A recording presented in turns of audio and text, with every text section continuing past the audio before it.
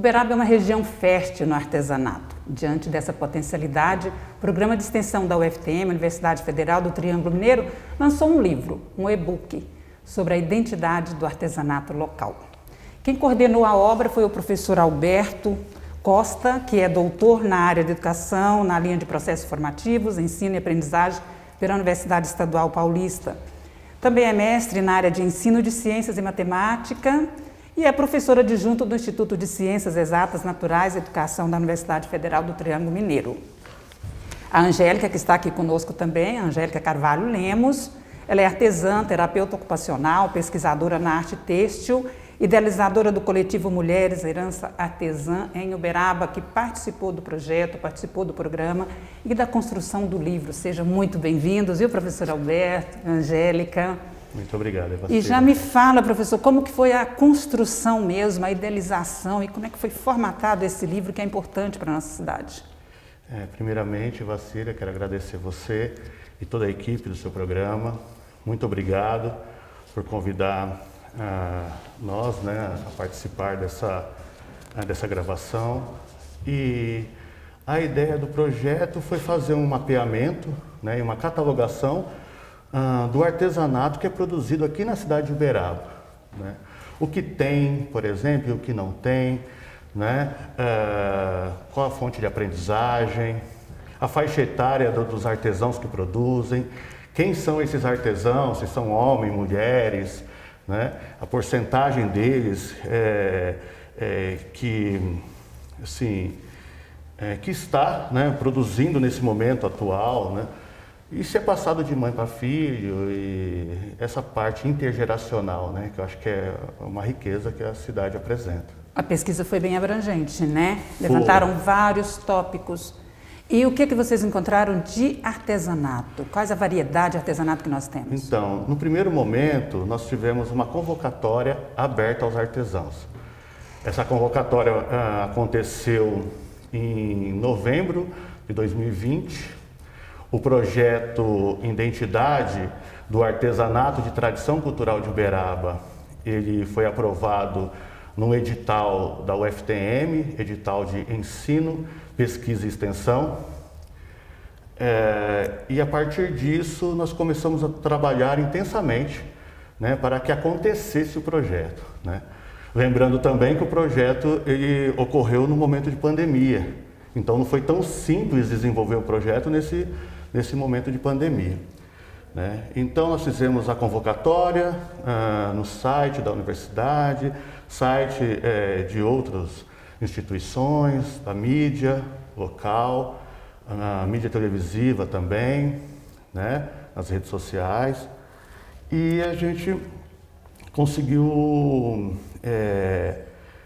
um número razoável de artesãos que tiveram interesse em participar da convocatória. E a partir daí nós começamos a pensar assim a elaboração da separação, né, do que tem na cidade. Por exemplo, né, o que tem de tear, o que tem de bordado, o que tem de cerâmica, cachaça, gastronomia, doces. E com isso foi um total razoável de artesãos que se interessaram pelo nosso material. Angélica, você fez parte desde o primeiro momento, é parte, né, do projeto. O professor Alberto citou aqui algumas vertentes do nosso artesanato. Tem mais algum para você complementar? Sim, eu sou pesquisadora, colaboradora externa, né, porque eu sou doutoranda na Unifesp. E o projeto ele conseguiu identificar, a partir desses artesãos que aderiram, como o professor Alberto explicou, um ranking. A gente elegeu, então, estabelecer um ranking, qual foi a maior prevalência, né, desses artesanatos, tá? Lembrando que a gente fez esse ranking porque o mesmo artesão ele pode produzir dois artesanatos com duas finalidades diferentes, né? Então, no ranking, por exemplo, o primeiro lugar foi cama, mesa e banho, e o segundo lugar foi artefatos devocionais, né, e de temas religiosos. O cama, mesa e banho, o que é? O que as pessoas fazem nesse artesanato?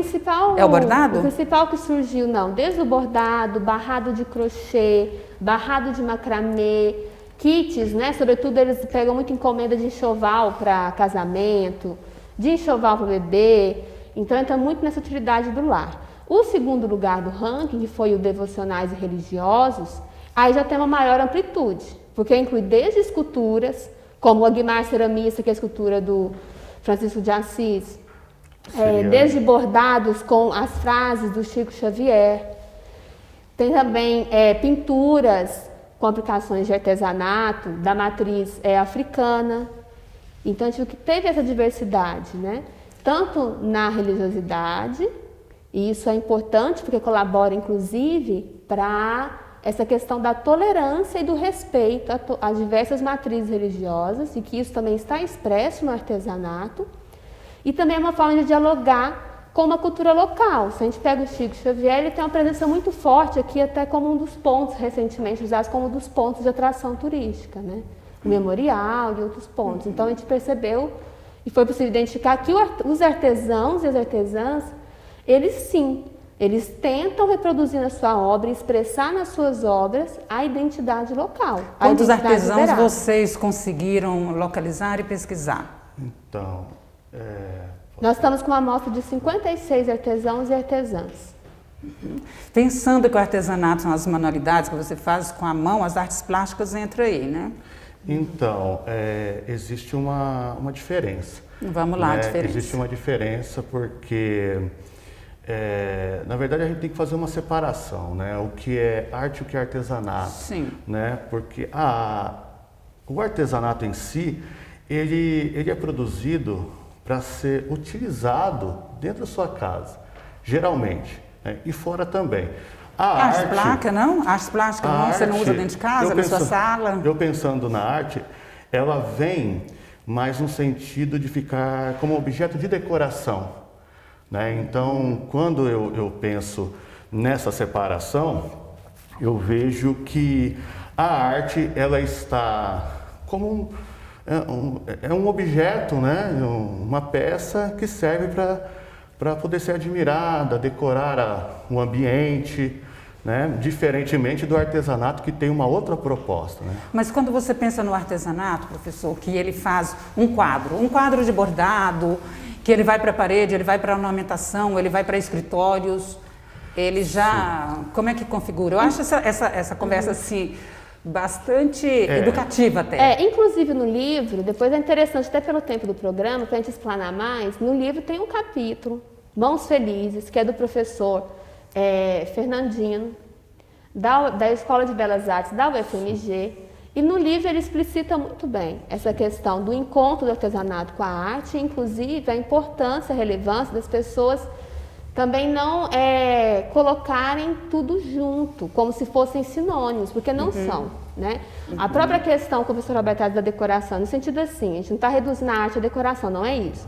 É que o propósito do artista é a arte em si, é uma autonomia, ela tem várias capilaridades. O artesanato, ele desde a sua interferência e a sua iniciação, ele tem muito uma função. Ele é um objeto que ele tem que exercer uma função. E a gente sabe que dependendo e ele atende, inclusive, a uma estética local. E aí, então, vocês fizeram essa triagem para saber... da arte tem uma estética própria, né? Ele não tem que seguir um molde, um padrão, ele tem uma liberdade, né?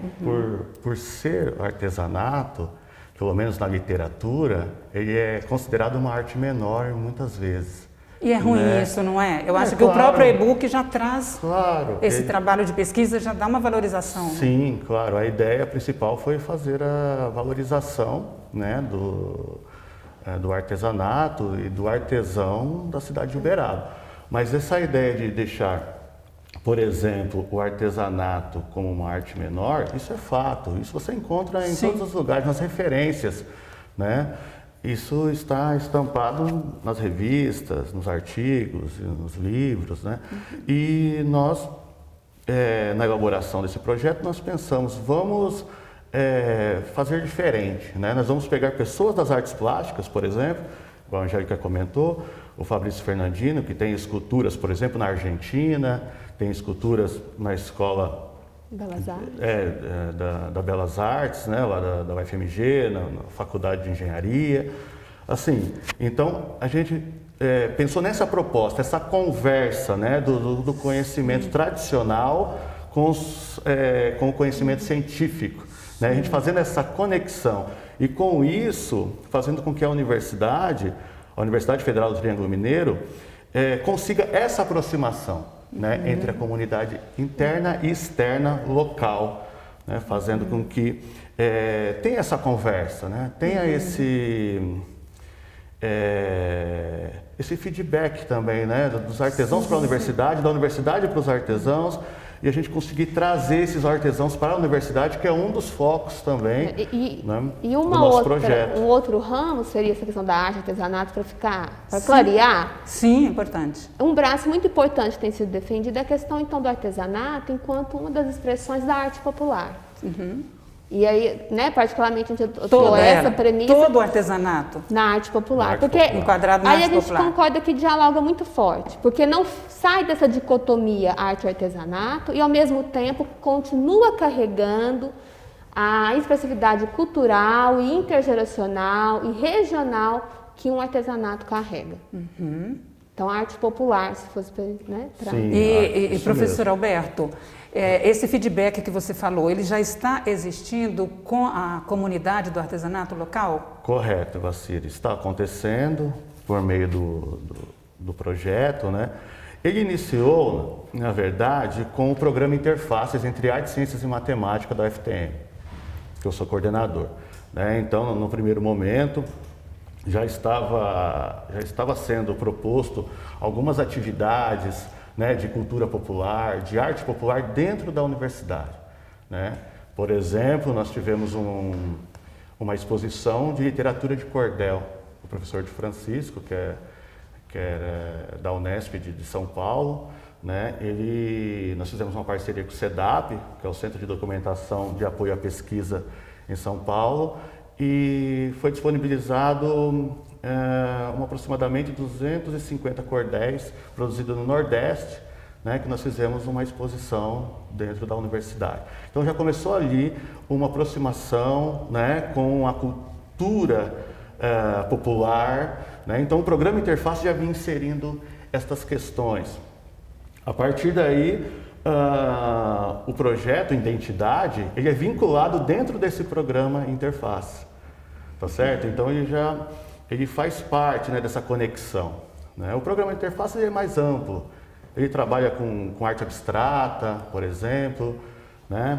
Ele trabalha com literatura e ciências, né? Com geometria, com coisas nesse sentido, né? Com poesia. A matemática no artesanato. A própria matemática, né, dentro do artesanato também, o programa Interface traz isso. E o Identidade, ele é um braço, né, mas esse braço que vem pensando apenas no artesanato. Junto com isso, tem o projeto que a gente já vinha sendo desenvolvido, que é o Deixar a Boca Cheia d'Água.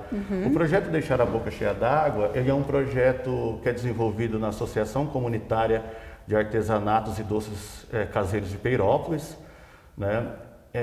A gente fez um trabalho de valorização também da memória, né? Esse cuidado, fazendo esse registro das memórias das doceiras.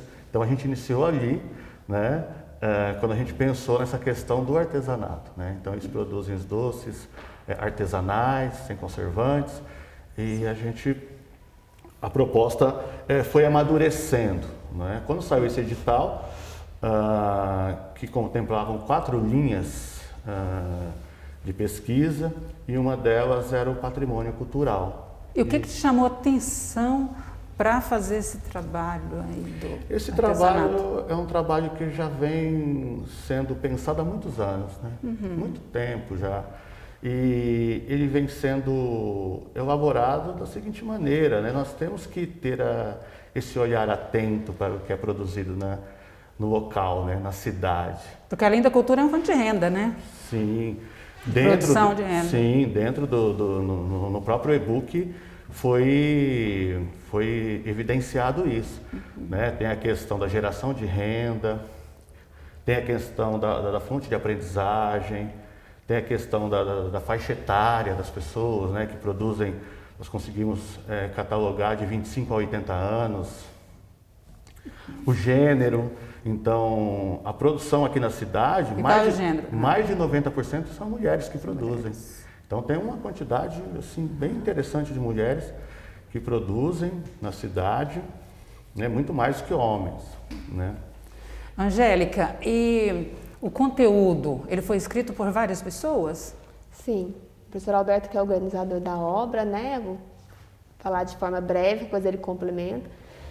O livro, ele tem, esse volume 1, ele foi essa caracterização, né, desse resultado do projeto Identidade. Então ele traz essa caracterização do artesão e artesã, que são os dados que o professor Alberto explanou agora.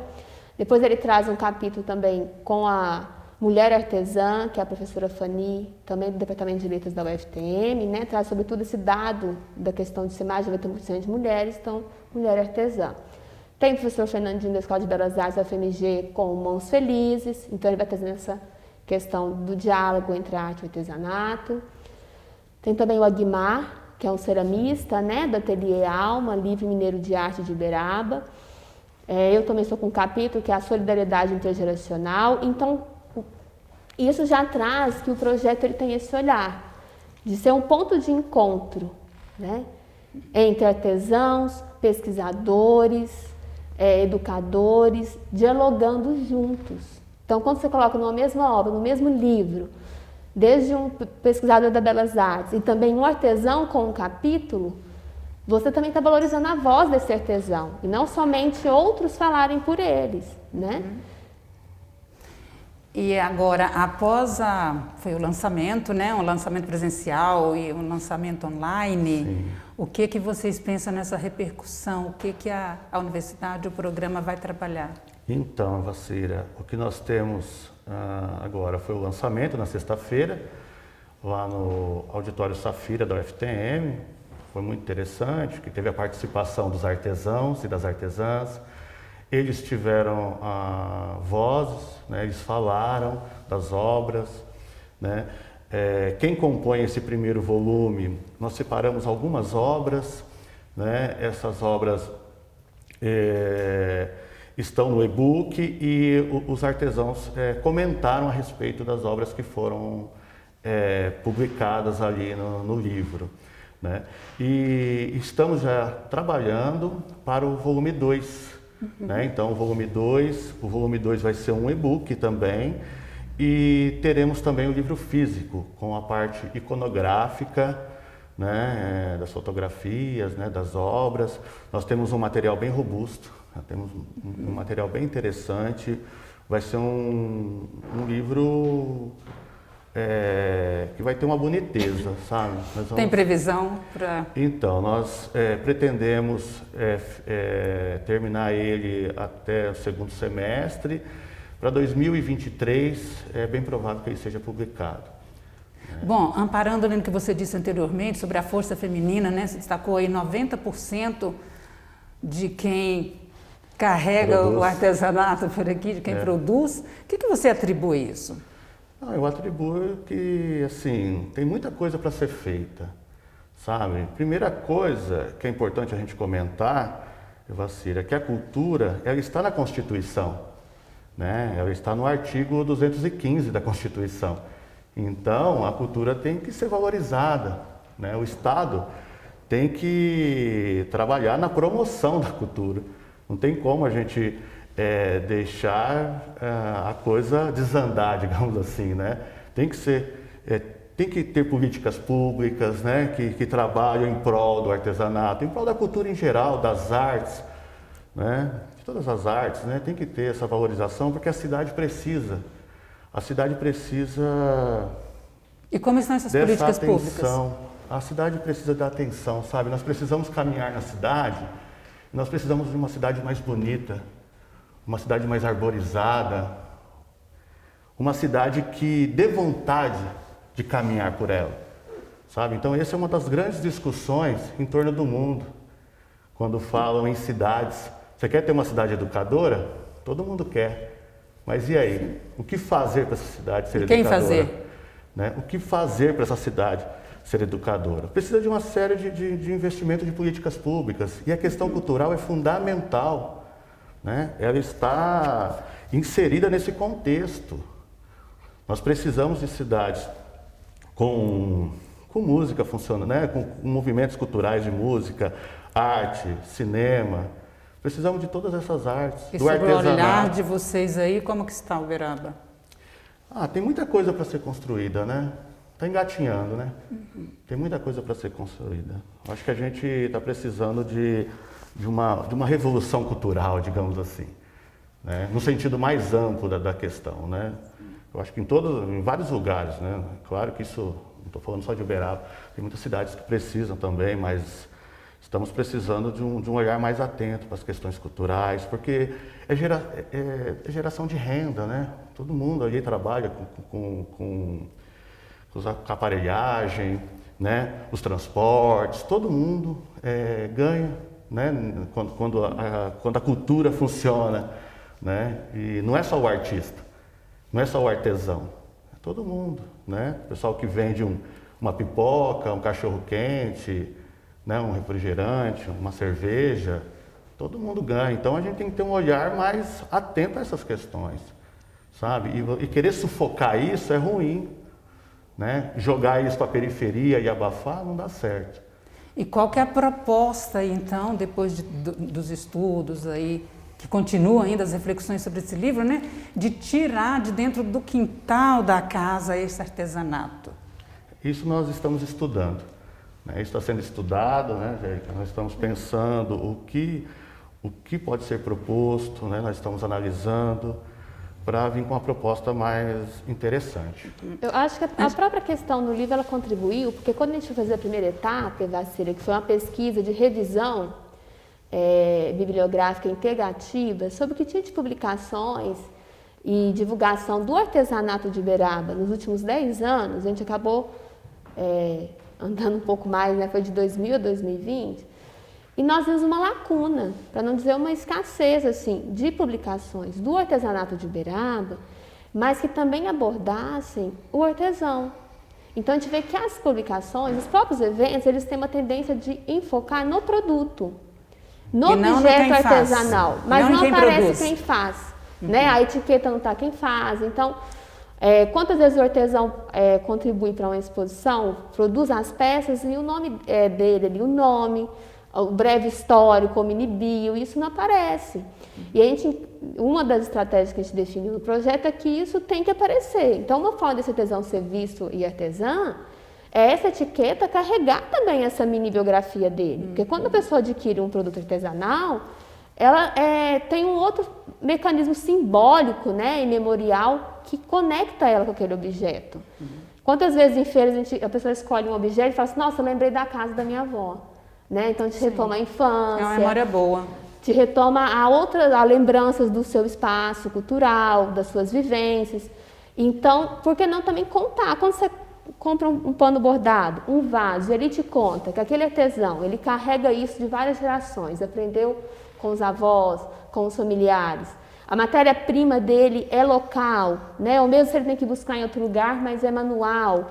Ele tem um domínio da técnica, quantos anos ele tem, que ele também dialoga com outros artesãos. Então é isso que o projeto quer mostrar. Quando o trabalho traz as periferias, é que a gente percebeu que esses artesãos, eles estão na borda. Na margem. Eles não eram, né, assim, ouvidos, vistos, quando era o artesanato. Então por isso que inclui o artesanato, o artesão e a artesã na obra.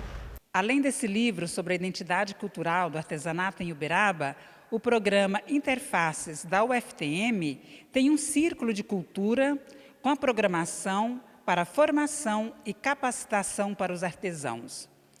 Dentro do programado acontecem várias oficinas, entre elas o valor histórico e cultural do artesanato tradicional, o artesão e a artesã como ator político, a cultura matemática no artesanato e também a organização de uma exposição virtual. Bom, nós estamos encerrando o programa e eu agradeço muito a vocês terem vindo. Parabenizo pela obra e parabenizo até em nome mesmo de artesãs, porque eu sou uma artesã, né, do bordado. Então, essa é uma valorização muito grande ter essas referências, especialmente aí amparado dentro de uma faculdade, né? De uma universidade. Então, agradeço imensamente e vamos ficar aguardando mais novidades aí, né, do que vocês já estão produzindo também. Tá legal. Vacira, eu que agradeço, muito obrigado. E vamos continuar, né? Sigamos, né? E vamos apresentar essa proposta, eu acho que vale a pena. Tem que valorizar, né, o artesanato que está sendo produzido na cidade. Acho que todo mundo concorda com isso. É verdade. Tá certo? Obrigado. Obrigada. Eu entrevistei aqui a Angélica e o professor Alberto, da faculdade, da Universidade, da UFTM, né? A antiga Faculdade do Triângulo Mineiro, Universidade Federal do Triângulo Mineiro. Esse programa você pode depois também acompanhar no canal YouTube e agora continua com a nossa programação na TV Câmara. Muito obrigada por sua companhia e até breve.